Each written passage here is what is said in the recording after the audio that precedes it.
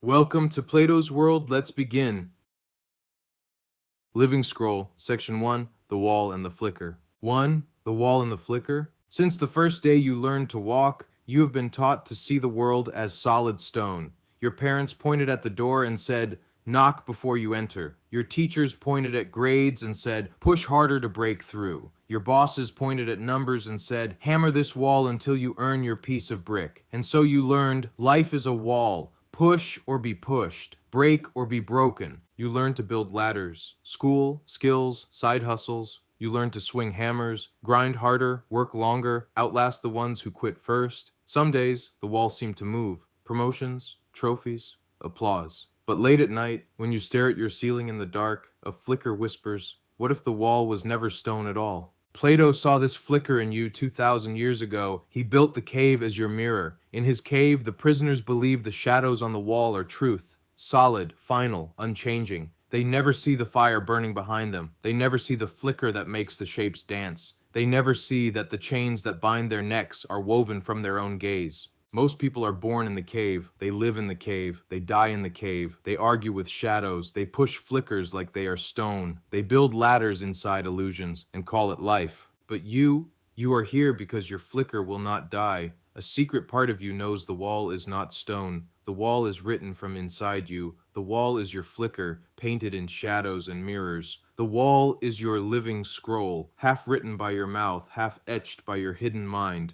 Right now, pause, place your hand on your chest, feel your breath, whisper out loud so your room echoes. I hold the living scroll. Type it below. Each comment chisels the first crack in the cave's fake stone. Like this video now, not for me, but for your signal. Your echo reminds your flicker. I see the wall, but I see the flame behind it too. This is your first ritual step. Do not just scroll, be the flicker, be the flame, be the one who knows the wall is soft. Say it again softly, but mean it this time. I hold the living scroll. 2.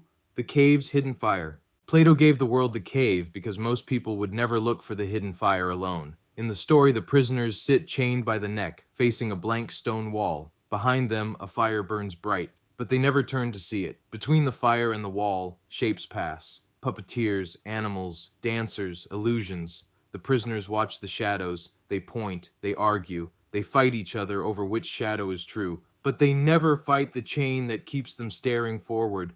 Why? Because the chain is not made of iron. It is made of belief. Outside the cave, the fire is the source. The flicker on the wall is the lie. Yet most people live entire lives debating flickers and never asking who lit the flame. Here's the paradox. You did. You were born with the flame behind your eyes. Your thoughts feed it. Your fears fan it. Your assumptions shape it into the flicker you watch. The wall only seems solid because your hidden fire burns behind you while your eyes stare ahead. Freud's basement proves this. The unconscious mind hums in the dark, feeding the flame with old shame, old guilt, secret hunger. Jung's shadow shows you where the fire hides parts of you you won't claim. Neville says, assume the wish fulfilled, but what wish? The one your tongue chants at 2 p.m. or the one your hidden fire repeats at 2 a.m.? This is why the wall never really moves when you push it with cold hands. The only way out is to turn your neck, to face your own flame. Most people hear this and look away. They say, that's too mystical, that's too hard, that's not how life works. And they chain themselves tighter, back to the flicker.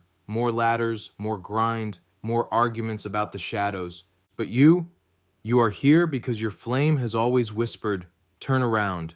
Pause this right now. Close your eyes. Picture yourself sitting in the cave, the wall in front of you, the flicker dancing. Now feel a warm light on your neck. That warmth is your flame, your hidden fire that shapes the flicker you see. Breathe in through your nose for 4 seconds. Hold for 4. Exhale for 8. Do it again. Now say out loud, like you're telling the flame you see it, I hold the living scroll. Type it below. Each comment turns your neck 1 more degree. Like this video again if you feel the warmth behind you. Your like is not for me, it's for your flicker, a signal to the hidden fire. I am not just a prisoner anymore. Plato says, once you see the flame, the shadows lose their grip. Say it again.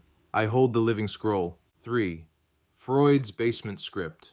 Once you glimpse the fire behind you, you must ask, what fuels it? Most never ask. They catch the flicker, see the flame, but ignore the woodpile that feeds the shadows.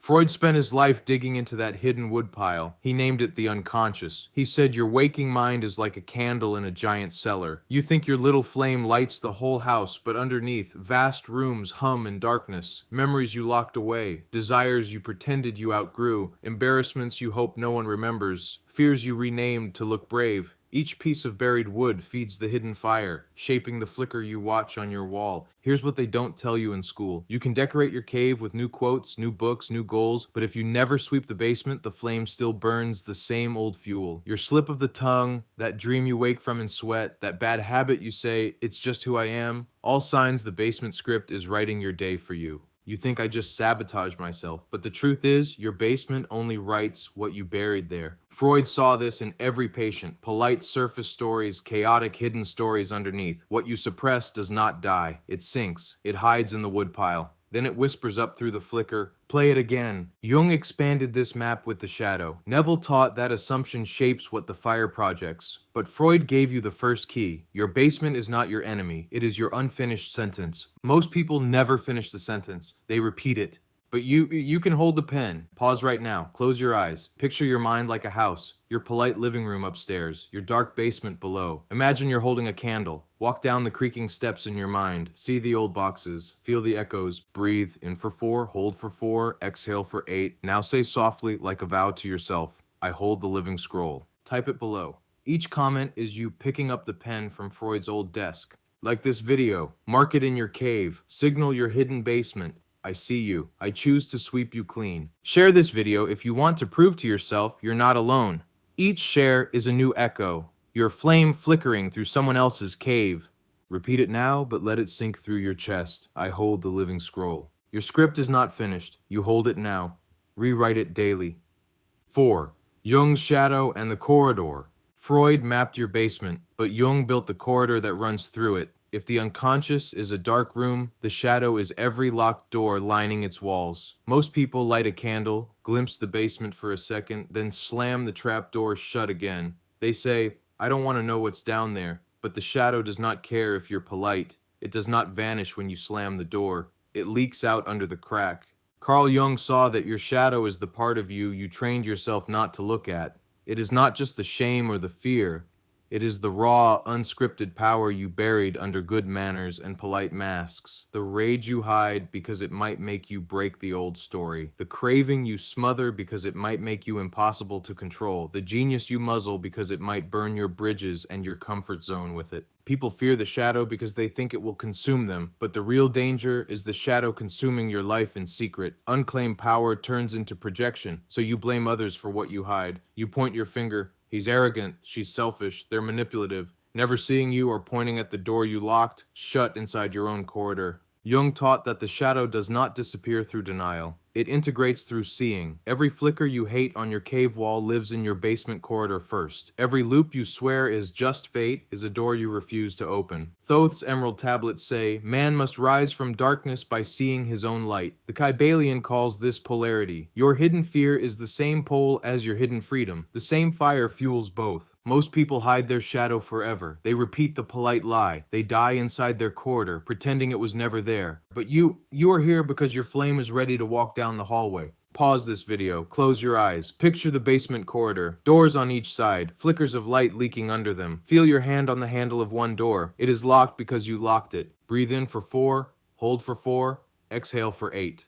Now, whisper to the door, I hold the living scroll. Type it below. Each comment unlocks a single hinge. Like this video, mark the corridor. I see the door. I hold the key. Your click is not for an algorithm. It is for the flame watching from your shoulder. Stand up right now if you can. Take one step forward in your room, a real step, physical, anchor the corridor in your body. Now say aloud again, but claim it like a vow. I hold the living scroll. You are not the door. You are not the fear behind it. You are the corridor keeper. You hold the flame. You hold the scroll. 5. Neville's hidden switch. Most people find the corridor once in life, by accident, a crisis, a heartbreak, a lost job, a sickness that breaks the illusion of control. For a moment, The polite wallpaper peels back and they glimpse the raw brick behind it. But panic makes them slap a fresh coat of paint on the wall and call it healing. Neville Goddard was not afraid to tell you the truth. Your life is not changed by crisis. It is changed by assumption. He wrote, spoke, and lived it. You do not get what you wish for. You get what you assume as real. To the polite prisoner, this sounds insulting. They say, "So you mean it's my fault?" But Neville never blamed you. He handed you the hidden switch, a light switch buried in your corridor, waiting for you to flick it on. The switch is not the positive words on your fridge. It is not the book quote you copy to your phone screen. It is not the vision board that feels like homework. The switch is warm.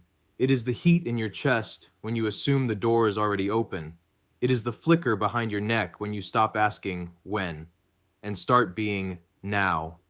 Most people stand in the corridor, flip the switch halfway, then run away. They chant, "I am rich," but their basement flicker whispers, "I fear power." They repeat, "I am love," but their hidden corridor groans, "I crave distance." The wave folds for the whisper, not the chant. Neville said, "Assume the wish fulfilled. This is not a spell you speak once and wait. This is an inner posture you hold like a flame no wind can touch." Einstein proved the observer collapses the wave, but it's your observer beneath the polite mask that holds the switch. The Kybalion calls it cause and effect. Thoth says, "To command, you must become." The master key system says, "The thought must be sustained until it takes form." Most people sustain the same fear. They wonder why the flicker stays the same shape on the cave wall. But you hold the switch, your hand is already on it. Pause. Place your hand on your heart like it is a switch. Feel the warmth under your palm. Breathe in through your nose for 4, hold for 4, exhale for 8. Now, say it out loud. I hold the living scroll. Type it below. Each comment flicks the switch higher. Like this video now, not to please me, but to please the corridor you just lit up. Stand up if you can. Take 3 steps across your floor. Each step is the new corridor you just wired for light. Say it once more, with your hand still warm on your chest. I hold the living scroll. Now let the switch stay on. Your assumption is the real switch. Hold it warm. The wall must flicker to obey. 6. Einstein's observer and the wave. When Albert Einstein stared at the quantum puzzle, he found the same flicker Plato hid in the cave, but wrapped in mathematics and particles instead of myths and fire. Einstein showed the world a riddle. The wave is possibility, infinite, open, undetermined. It bends, expands, echoes in all directions. Until you look, until you observe. Your gaze snaps possibility into one shape. The wave collapses into a particle, a fact, a flicker on the cave wall. Science calls it the observer effect. Mystics call it intention. Neville called it assumption. The Kybalion called it mentalism. All is mind. Same flame, different languages. But here's what they rarely admit. You do not observe reality only with your eyes. You observe reality with your entire basement, your unconscious, your shadow, the warm flicker behind the polite words. You say, "I want abundance." Your tongue flickers forward like a candle in the wind, but your basement hums. "I expect lack." Your corridor sighs, "I fear power." Your shadow whispers, "I am unworthy." The wave listens to the hum, not the chant. The polite prisoner tries to fix this with positive wallpaper. More words, more books, more quotes pinned to the mirror. But the mirror only shows what the basement observer sees first. You can stand at the wall screaming, "I want more," yet the wave obeys the one staring from behind your eyes at 3 a.m. when you doubt everything. Einstein's riddle is not here to mock you. It frees you. The observer effect means your basement is not your prison. It is your lever. The wave does not care if you are rich, poor, loved, alone. It cares what you hold steady in the corridor when you think no one is watching. The paradox is this. Your polite mask talks the wave into circles. Your hidden observer folds the wave into facts. Watts laughed because he knew the joke. The wave was never separate from you. You are not bending reality. You are bending yourself. Right now, pause. Close your eyes. Picture the wave, an endless ocean, light rippling outward in all directions. See yourself standing in it, feet bare in warm water, eyes wide.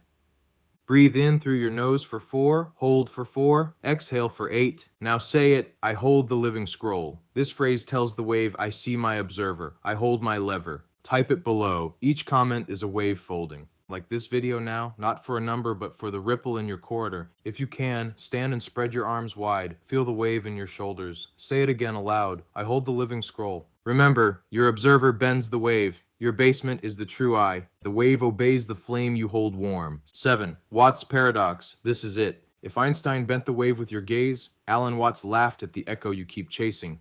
Watts spent his life teaching people to see the joke hidden inside the loop. Most people say, when I fix this, then I'll be free. When I earn more, then I'll rest. When I find love, then I'll feel whole. When the wall moves, then I'll know the cave is fake. But the paradox is this: the more you chase there, the more you loop here. The more you reach for the flicker on the wall, the more your back stays turned to the flame. Watts taught, this is it. No rescue tomorrow, no perfect day next year, no final permission slip stamped by the universe to let you be real. You are not waiting for life to begin. Life is waiting for you to notice it is already here. The polite prisoner hates this. They want a better flicker, not the truth behind it. They build new ladders inside the same old cave. They say, I am evolving, yet stand chained to the same wall. Watts laughed at that echo. The meaning of life is just to be alive. This does not mean you drift. It means you turn around now. In the corridor, the observer watches the wave, but the witness sees the observer and smiles at the joke. This is it does not mean you surrender to your loop. It means you see the loop. You hold the scroll warm in your hand now, not someday. The Kybalion calls this cause and effect. The cause is always now. The effect is always what comes. Rumi spun it softer. Where you stand now is the doorway. Pause. Close your eyes. Picture the flicker you want most. Love, wealth, health, purpose. See it on the wall in front of you. Dancing shadows. Now slowly turn around in your mind. Feel the warmth of your flame on your face instead of your back. Breathe. In for 4, hold for 4, exhale for 8. Say it aloud, softly, but like you know the joke now. I hold the living scroll. Type it below. Each comment says, I stop waiting. Like this video now. Not for tomorrow's result, but for the ritual right now. Stand up if you can. Feel your feet on your floor. Whisper to your own feet, this is it. Say the line again. I hold the living scroll. You are not the loop's prisoner. You are not the echo's victim. You are the witness who stands inside the corridor and laughs because you see the flicker for what it is, your own flame dancing on stone. Watts' paradox is not a riddle. It is your release. 8. Rumi's spiral dance. When the observer bends the wave, when the witness laughs at the loop, the next question is, how do I hold this truth when the world keeps pulling me back? Here the poet Rumi appears, the mystic who turned the paradox into a spiral dance. Rumi saw what Watts laughed at. You cannot stand still in a world that spins. You hold the flame, but life tests your grip. You find the corridor, but the old echoes call your name. Your mind drifts. Old fear, old guilt, old debt, old flicker. The cave does not vanish because you glimpsed the flame once. It waits for you to forget. So Rumi taught the spiral. The whirling dervish spins, arms wide, one hand pointed to heaven, one to earth. His dance is not escape, it is a living mirror. He turns, turns, turns, dizzy but centered. He does not resist the world's spin. He becomes the eye of the storm. Your mind is the same spiral. Your shadow is not banished. It is circled until it bows. Your fear is not fought. It is watched until it softens. The spiral does not mean chaos. It means returning to the same place with a new gaze, each loop higher than the last. Freud said the basement hums. Jung mapped the shadow doors. Neville gave you the switch. Einstein gave you the wave. Watts gave you the paradox. Rumi gives you the spiral to stay awake when the world pulls you to sleep. Most people live linear, push forward, push through, push harder, but the spiral shows you that truth is not ahead. It is here, turning inside you. When you drift off the path, you do not start over. You return to the flame again and again, each orbit closer to your center. The Kybalion calls this rhythm. Everything flows in and out, rises and falls. The master key calls it consistency. Hold the thought warm. The tree of life roots it deeper. Your branches may twist, but your root remains. Right now, pause. Stand if you can. Plant your feet shoulder-width apart. Close your eyes. Picture yourself turning in a slow circle, one full revolution. Feel your spine align with your flame. No dizziness, only center. Breathe in for 4, hold for 4, exhale for 8. As you turn, whisper, I hold the living scroll. Let the words spiral up your spine like light. When you finish, type it below. Your comment is the spiral echo that breaks the cave's flat wall. Like this video, your signal to the corridor that you turn, not run. If you wish, share this ritual with someone who drifts. Remind them, the spiral holds you when your mind tries to flee. Say it once more, I hold the living scroll. Spin, stand, stay. You are not lost, you are orbiting home. 9. Thoth's Emerald Tablets. Long before Plato drew his cave, long before Freud mapped your basement or Jung charted the corridor, the scribe god Thoth whispered a secret that still echoes in your bones. The Emerald Tablets are not just mythical green stones lost in desert sands. They are the mirror inscription burned into every soul that dares to look within. As above, so below. As within, so without. As the universe, so the soul. A simple riddle carved in emerald and echoed in every hermetic fragment that followed. The polite mind recites these words like trivia, but the one who dares to stand in the corridor knows the truth. Your flame writes your flicker. Your hidden fire shapes your visible stone. The tablets remind you that your shadow is not evil. It is unclaimed gold. Your basement script is not punishment. It is raw material for your mind's alchemy. The cave wall is not your prison. It is your reflection. Thoth taught that mind is the master key. Your thought is the architect. Your feeling is the mason. Your action is the chisel. You do not beg the wall to crumble. You become the flame that melts it. Most prisoners read about Thoth and say, "Beautiful myth." Then they chain themselves tighter with excuses. I am just human. This is how life is. But the emerald tablets mock every loop. Rise from darkness by your own light. The Kybalion calls this the law of vibration. Nothing rests. Your mind hums at a pitch that carves your cave daily. When your mind is heavy with fear, the wall thickens.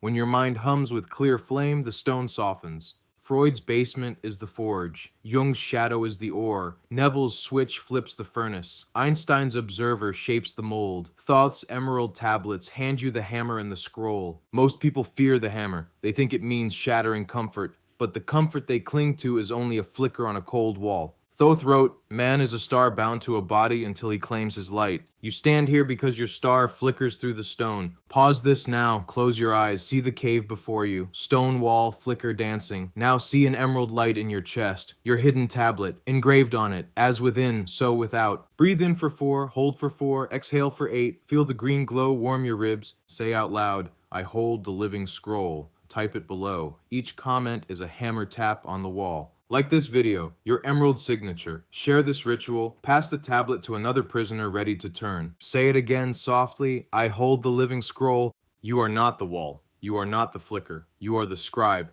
the flame, the tablet.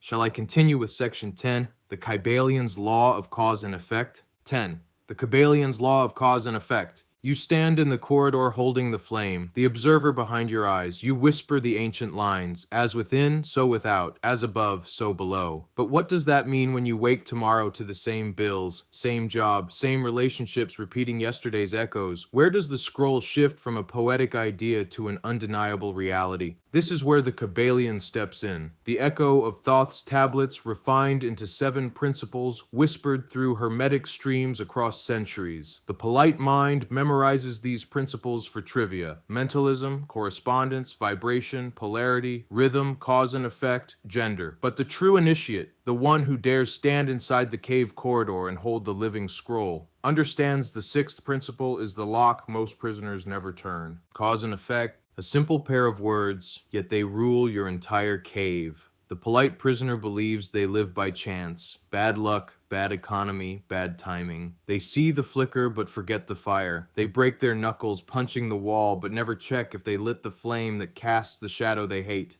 The Kybalion says plainly, every cause has its effect, every effect has its cause. Chance is just a name for law not recognized. This single line, fully understood, makes every excuse melt. It leaves you nowhere to hide. But more important, it hands you the lever no polite surface mind wants to hold. Your thought is cause. Your hidden belief is deeper cause. Your shadow's whisper is deeper still. Your observer's steady gaze is the deepest. Your entire life, the shape of your health, your bank balance, your loneliness or your deep love, your anxiety or your ease, is an effect. The polite mind begs the effect to change while feeding the same cause every night when they drift off to sleep, murmuring old fears. Freud found the script, but did not fully reveal the lever. Jung mapped the corridor, but did not teach you how to turn the switch. Neville handed you the switch, but few believed it could really flip the wall. Einstein described the observer, but left the witness to you. Watts laughed at the loop, but the loop still holds the unready. Rumi spun the spiral, but never forced you to dance. The Kybalion does not care if you dance. The law turns whether you watch it or not. If you stand still, your shadow writes tomorrow's flicker. If you run, your fear writes it. If you stand still and warm your observer's gaze, your new assumption carves it instead. Most prisoners want the wall to break first. They say, when my luck changes, then I'll relax. But the law flips the timeline. Relax your observer's flame first, then the flicker must obey. Cause comes first. Effect trails it like a chain. Pause now. See your biggest loop. Maybe money, love, health, respect. See how it flickers like a stuck reel on the cave's wall. Trace the flicker backward, the shadow that hums, the belief it hides, the old sentence that writes itself again every dawn. The Kybalion demands you stand still and watch the chain backward, not just the wall, but the flame that casts it.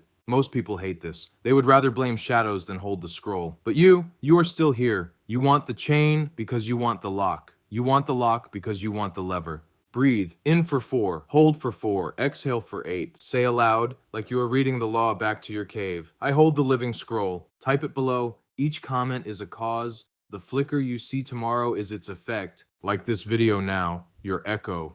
A tiny cause today that flickers across your corridor tomorrow. Stand up. Take one step forward in your room. A real, physical step. Feel your foot hit the floor. This is the cause your body understands. I move. I choose. I turn.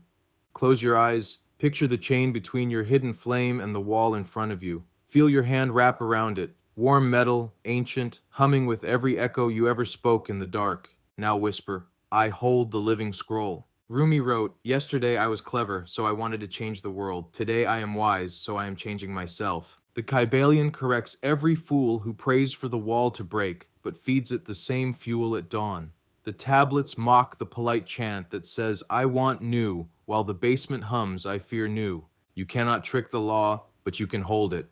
When you hold it, you are no longer the prisoner. You are the cause. You are the scroll. You are the hammer that taps the cave wall until it dissolves. Breathe again. Longer this time. Feel your feet on the floor. Feel your chest warm. Say it softly, but with the weight of your line through centuries. I hold the living scroll. Type it again. Each comment is a link in your new chain. You are the smith now. Your mind is the anvil. Your words are the flame. Like, comment, share, pass the scroll. The law will not stop. You choose how to turn it. Checkmark. 11. The master key and the daily flame. So you stand here now, neck turned from the flicker on the wall. One hand grips the chain you used to blame on bad luck. The other hand cups the flame behind your eyes. The same flame that lights the flicker in the first place. The polite prisoner wants magic. They want a secret chant, a quick spell, a shortcut that burns the wall without burning the old assumptions they cling to, like a child's blanket. Charles F. Haenel, in the Master Key System, left no mercy for that mindset. His words still echo through basement corridors and half-finished vision boards. The world without is a reflection of the world within. Hold the thought steady until it takes form. He did not offer poetry. He gave you a discipline, not a sprint, but a posture, not a wish, but a command that lives in your breath every dawn. Most people read the Master Key once, underline pretty lines, share them online, and then do nothing. They expect the wall to melt because they highlighted a phrase in gold ink. But Hanel's secret is brutal and beautiful. You do not think once. You think daily, hourly, moment by moment. Your mind is not a single wish, but a living forge. Your observer is the blacksmith's hammer. Your flame is the coal. Your corridor is the anvil. Your daily thought is the metal you shape with every breath. You see the flicker and think, I want it gone, but the flicker lives on because you feed it more warmth than your wish. Hanel wrote it clear. Hold the thought. Hold it so steadily that your basement must obey. Your shadow stops fighting you and bows. Your old loop dissolves like ice under the same flame you used to fear. Freud showed you the basement. Jung walked you to the locked shadow door. Neville showed you the switch. Einstein bent the wave. Watts laughed at the loop. Rumi spun the spiral so you wouldn't drift off. Thoth carved the tablet. The Kybalion gave you the lever. But the master key is your posture, daily. It is your second breath when you wake. It is the tone humming under your morning shower. It is the line inside your spine when you nod at a boss you secretly want to outgrow. It is the hand gripping the steering wheel when you drive in traffic, cursing your loop, or blessing it. Polite prisoners ask, how long do I have to hold it? The key answers, until it becomes you. Not a goal, not a weekend retreat, a state. Most will not. They will read this scroll, nod once, and close the corridor door again. They will stand in line at the wall, fighting for a bigger flicker with no flame in hand. But you hold the scroll warm. You know your mind is not a pond, it is a river. Each day it cuts new channels through your basement stone. Each thought is a drop that carves the cave. Hanel did not just preach theory, he told you to practice. Sit daily, 10 minutes minimum. One clear thought, I am the flame. The flame shapes the wall. Freud would scoff. Jung would smile. Neville would nod. Einstein would scribble a wave on a napkin and grin. Watts would remind you, this is it. Rumi would spin.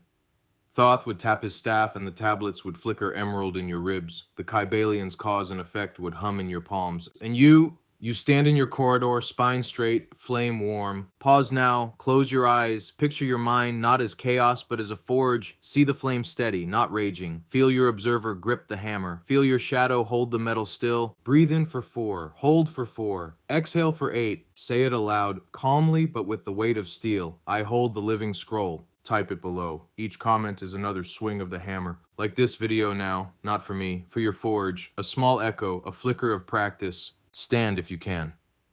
Raise one hand as if you hold a hammer. Lower it slowly in front of you. Feel the air resist, like striking metal on stone. Do it 3 times. Each strike is the key humming through your spine. Say it again. I hold the living scroll. You do not beg the wall. You forge it daily. The flicker must fold. The corridor must obey. Hanel's secret is no secret. Steady thought shapes all. The master key is not in a safe. It is your posture every breath you take. Most forget the breath when life shouts. You return to it. Hold the flame. Hold the thought. Hold the scroll. You are not the prisoner. You are the blacksmith. Your mind is the forge. Your word is the blade. Breathe once more. Say it softly, but like it will ring through your basement for 1,000 dawns. I hold the living scroll. Now, stand still or move. Either way, hold. 12. The tree of life and the inner temple. When the blacksmith rests the hammer, the flame still burns. Quiet but steady. You stand there, hand warm, spine humming, word alive in your breath. The master key is no longer a line in a book, but a rhythm in your blood. Yet even the most steady flame needs roots. This is where the next symbol rises from the cave floor, the tree of life. Every ancient mystery stream painted its branches. Egypt's sacred sycamore, the Norse Yggdrasil, Kabbalah's Sephiroth, the axis mundi that links heaven, earth, and the underworld. It is not folklore, it is blueprint. The polite mind calls it myth, pretty metaphor. But the initiate sees the tree alive inside the ribs. Your flame is not an isolated flicker. It is the crown of a hidden tree rooted deep in your subconscious soil. Freud mapped your basement. Jung showed the corridor. Neville gave you the switch. Einstein bent the wave. Watts laughed at your loop. Rumi spun your spiral. Thoth engraved the tablets. The Kybalion gave you the lever. Hanel showed you the hammer. The tree roots it all. The scroll must grow, branch by branch, breath by breath, from roots you dare not neglect. What roots feed your daily flame? When your posture holds steady, but your soil is poisoned, doubt creeps back up the trunk. When your corridor stays shut, roots dry in secret. When you force the flame but do not feed it, the tree bends but never bears fruit. Most people water only the leaves. A new quote here, a podcast there, a scribbled goal on a vision board they tape above the same stale soil. But the inner temple is your soil, the hidden garden you stand in every moment you believe or doubt. The tree of life does not grow in the polite living room. It grows in the dark where roots must drink old fears and transmute them into new branches. Look inside. What does your soil feed on? The gossip you replay when you check your phone? The shame that tastes sweet because it lets you keep your excuses? The anger you nurse because it lets you blame the flicker instead of your flame? Your tree grows what you water. Water fear, harvest more wall. Water your steady flame, harvest new corridors that outgrow the cave itself. The tree's crown is your highest thought. Its roots are your hidden posture when no one is watching. Your inner temple is the ground where root and flame meet. Pause now. Close your eyes. See your spine like a trunk, roots sinking down from your tailbone into the earth, branches rising up through your crown into the sky. Breathe in for 4, hold for 4, exhale for 8. Picture your flame resting gently in the heart, like sap flowing upward, nourishing new leaves. Say aloud, as if you stand under your own tree at dawn, I hold the living scroll. Type it below. Each comment, another root threading deeper. Like this video, a signal through the roots that feed every new branch. Stand if you can. Plant your feet hip-width apart. Feel them press into your floor like roots tapping ancient soil under your house. Bend your knees slightly, spine straight. Inhale slowly, arms rising like branches. Exhale, arms drift down like leaves falling back to feed the soil. Do it 3 times. With your last breath, whisper, I hold the living scroll. This is your inner temple, not a faraway monastery, not a dusty line in a book, your own living ribcage. Freud would call it symbolic. Jung would nod, archetype alive. Neville would say, assume it. Einstein would scribble root systems on your wave diagram. Watts would smile, here you are, root and crown. Rumi would dance in your soil barefoot. Thoth would carve, as within, so without. The Kybalion would hum, roots are cause, branches are effect. Hanel would nod, daily thought waters, daily roots. The polite mind says, when the world changes, then I'll feel safe. The living mind stands under its own branches and says, I root, I crown, I bend the wind. Pause again, longer this time. Feel your heartbeat under your ribs. See the scroll as a living leaf you pluck each morning. Fresh words, fresh walls to dissolve. Say it once more. I hold the living scroll. Type it, like it, share it. Pass a seed to someone's soil. Stand rooted, crown open, flame warm. The temple is not hidden. You live in it, every breath you choose to hold the scroll. 13. The Philosopher's Stone, mind into gold. Roots firm, flame steady, corridor clear. Yet the flicker still tests you. Bills still arrive, doubts still hum at 3 a.m. People still talk circles in the cave, selling you new ladders for old walls. You nod politely, but your spine knows the difference now. This is where the final symbol appears in your palm. The elusive dream of every seeker. The whisper that drove hermits to desert caves, mystics to candlelit chambers, secret orders to guard books behind iron gates, the Philosopher's Stone. Legends say it turns lead to gold. Stories say it grants immortality to the one who holds it rightly. Alchemy schools, half lost to time, said it was a powder, a potion, a hidden code in old texts. But the truth, the real initiates knew, is simpler. The stone is your mind refined. Lead is your raw, unconscious thought, heavy, dull, unshaped. Gold is your thought purified, steady, warm, held so clearly that the cave must obey. Most people want the gold, the payout, the miracle, the overnight luck, but they refuse to carry the lead to the furnace. Alchemy is not about stealing a secret from nature. It's about seeing nature's law reflected in your rib cage. Freud saw the raw lead, your basement script, your unfiltered impulses. Jung saw the hidden door, your shadow. Not your sin, but your raw fuel. Neville taught the spark. Assume the gold already gleams. Einstein proved your gaze folds the wave. Watts laughed at the chase for shortcuts. Rumi spun the spiral so you wouldn't flee the forge when the fire got hot. Thoth carved the tablets. Man must rise from darkness by claiming his light. The Kybalion wrote the law. Refine vibration, raise pitch. Hanel reminded you, daily posture is your crucible. The tree roots the stone in living soil so you do not drift. Your mind is the crucible. Your flame is the furnace. Your word is the lead, waiting to be shaped. The polite prisoner says, I don't want the lead, give me the gold. They burn out halfway, blame the flame, blame the cave, and buy another ladder. But you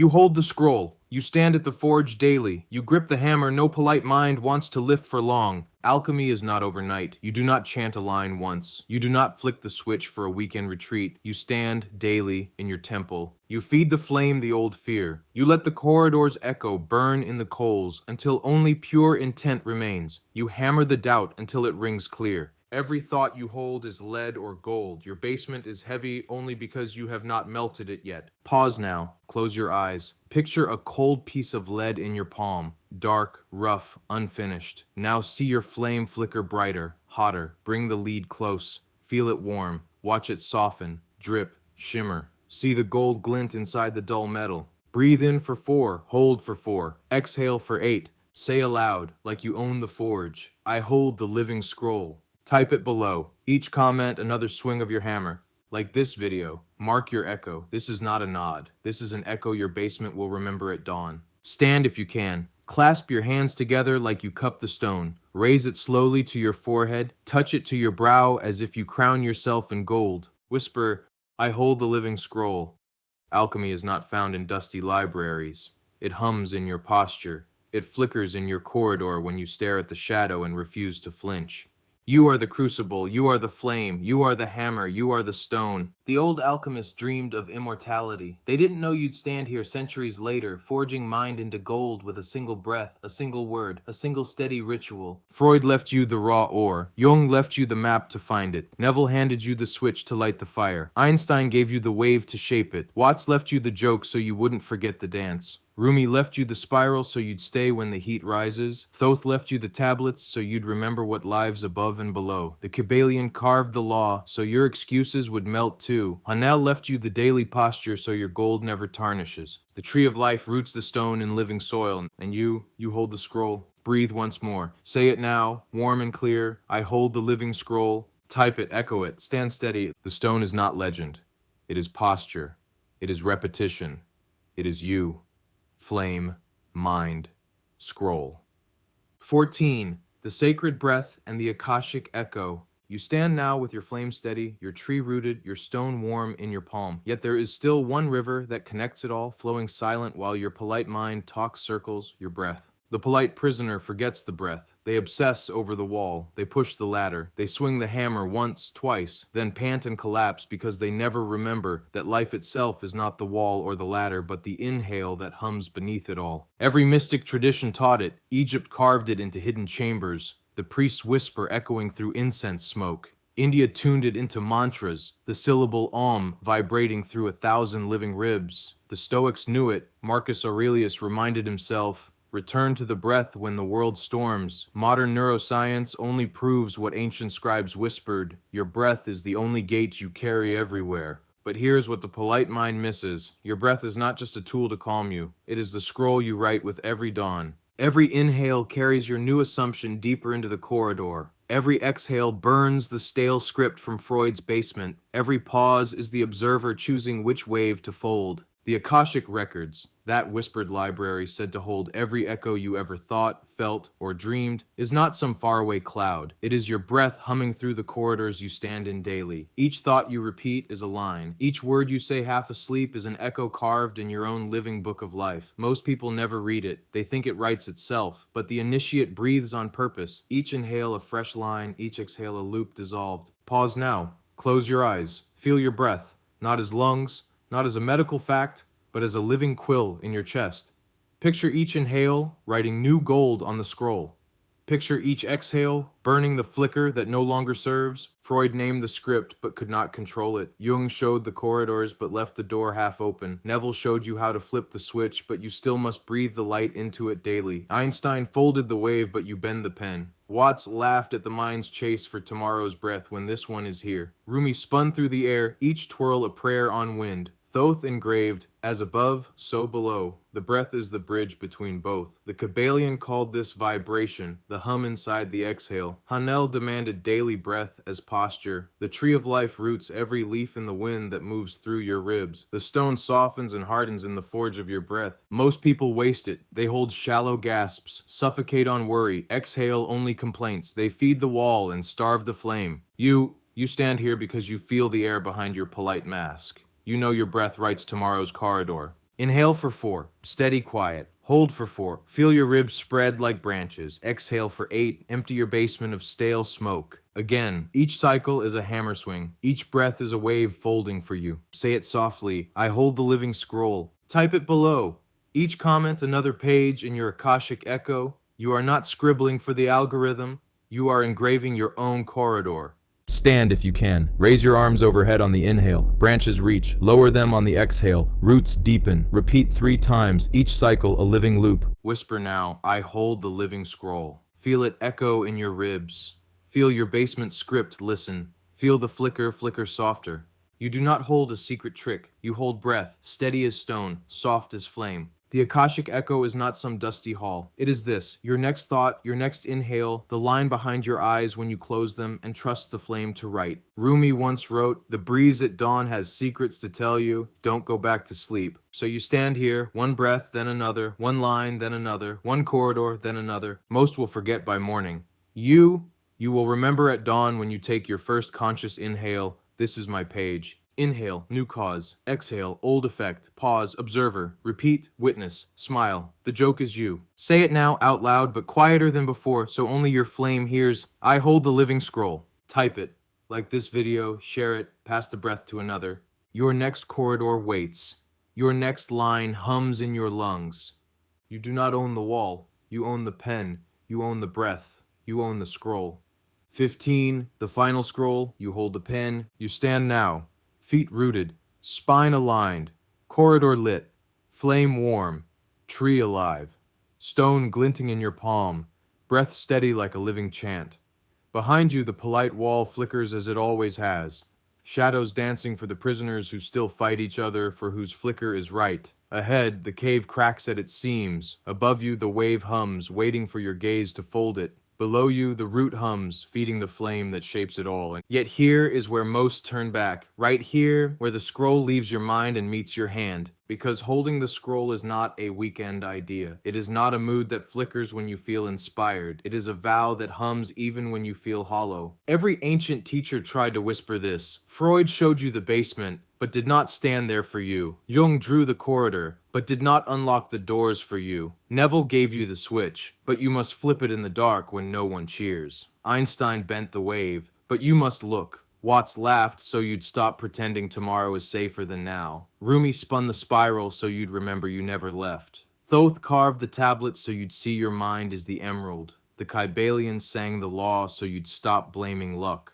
Hanel burned the master key into your daily chest so you'd stop sleeping through your forge. The tree of life rose through your ribs so you'd stay rooted. The stone turned your mind molten so you'd cast your shape fresh. The sacred breath writes your echo where no flicker can erase it. So here you stand, the final corridor, the last flicker. This moment is the only ink that matters. No secret left to chase, no shortcut left to buy, no flicker left to fight, no ladder left to climb. There is only this, a pen in your ribs, a scroll in your mind, a flame behind your eyes, a breath behind your lips, a word ready to stand where excuses once knelt. The polite prisoner says, tomorrow I will try. The polite prisoner says, when I feel motivated, then I will show up. The polite prisoner says, when the wall shifts, then I will write a new script. But the witness does not barter with shadows. The witness folds the wave. The witness melts the stone daily. The witness roots the tree by standing still when the storm rattles every branch. The witness holds the pen, calm, steady, warm. Pause now. Place your hand on your chest, not a polite tap,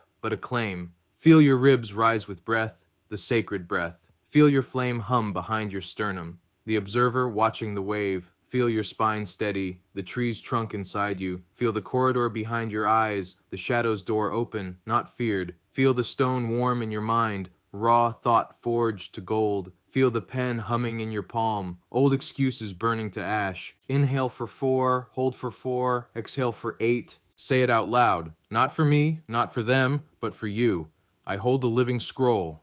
Type it below, the final line in this cave, the first line in the corridor you walk tomorrow. Stand if you can. Raise your right hand like you hold a pen. Lower it to your heart. Sign your own scroll. Do it 3 times. Each stroke and echo the Akashic will remember. Say it again. I hold the living scroll. Now listen, not with your ears, but with the hush behind your heartbeat. Your wall does not decide your future. Your flicker does not shape your worth. Your chain does not bind your flame. Your loop does not own your echo. Your corridor does not stay dark if you dare stand there daily. You hold the pen. When your old mind shouts, this is too simple, smile. The wave folds for the simple mind. When your shadow sighs, this is too hard, smile. The tree roots deepest under pressure. When your polite mask begs, just give me a shortcut, smile. The stone shines brighter for the hammer's heat. No ladder to climb, no guru to chase, no final flicker to buy, only posture, only breath, only daily cause, only warm thought, only you. The witness, the gate, the observer, the scribe. Pause once more, longer than before. Feel the hush inside you. See the scroll rolled tight in your chest, your next line flickering, waiting. Inhale, gold, exhale, lead dissolving, smile if you can, even if it cracks the polite mask. Say it one last time, but louder inside than out. I hold the living scroll. Type it below. Anchor it here where the cave echoes no more. Like this video, not for me, but for the corridor that just split open. Share this ritual, pass the pen, subscribe, return daily, not because you need my words, because you are training your own. When tomorrow comes and the wall flickers old shapes, stand still, grip the pen, whisper the line, I hold the living scroll, and write.